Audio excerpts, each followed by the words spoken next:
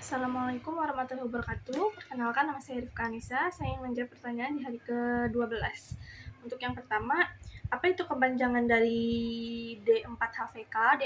D4HVK adalah dikte 4 huruf verbal kembar. Yang kedua, apa pengertian D4HVK? Untuk pengertiannya, dikte 4 huruf verbal kembar atau D4HVK itu pengucapan bunyi susunan huruf dari suatu kata kembar tanpa memperlihatkan bentuk simbolnya. Nah, pada tahap ini penekanan adalah pada bunyi susunan huruf dari suatu kata yang bersuku kata kembar. Nah, untuk contohnya ada BO, BO, begitu. Lalu, apa sih syarat dari D4HVK ini? Sebelumnya adalah 4HVK. Lalu nomor 4, tujuan utama dan khususnya adalah tujuan utamanya agar anak-anak menyukai kegiatan bermain verbal dikte 4HVK. Lalu untuk tujuan khususnya supaya anak terampil menyebutkan susunan huruf dari kata yang bersuku kata kembar.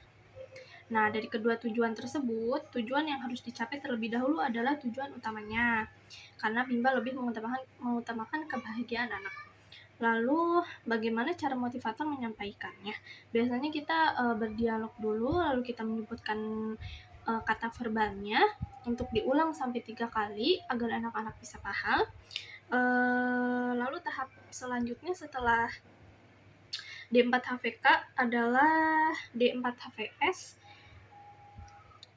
dan B1A. Dan sebelum D4HVS itu, sebelum lanjut ke D4HVS itu ada garis tebal yang artinya ada syarat sebelum melanjutkan ke D4HVS. Lalu untuk pertanyaan selanjutnya yang bagian B, apa pengertian dari D4HVS?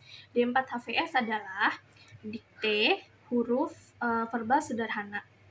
4 huruf verbal sederhana.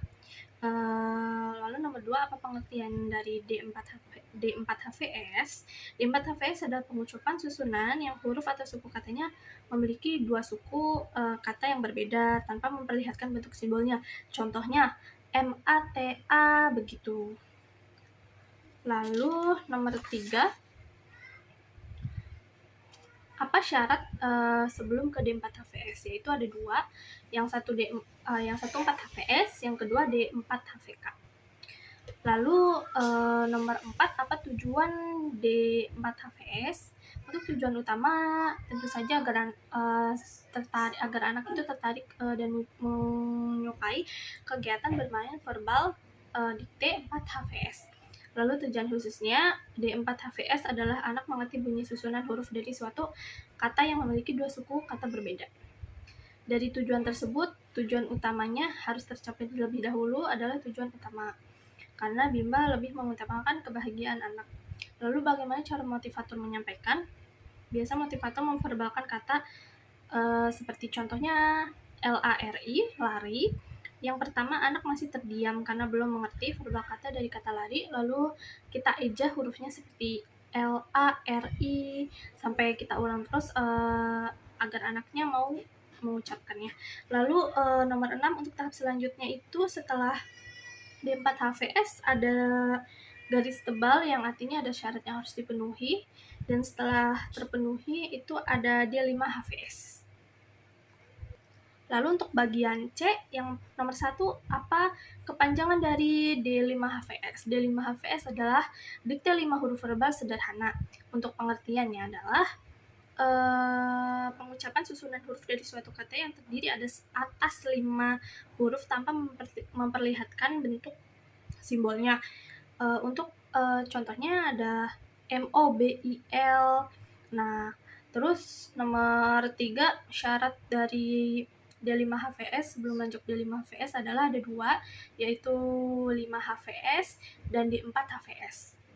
Lalu selanjutnya baru boleh ke D5HVS. Lalu nomor 4, tujuan utama dan khususnya. Untuk tujuan utama masih sama, agar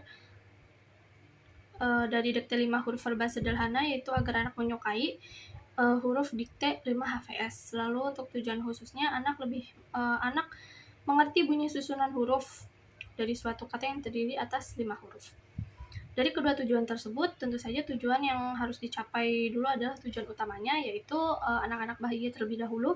Lalu bagaimana cara motivator menyampaikan?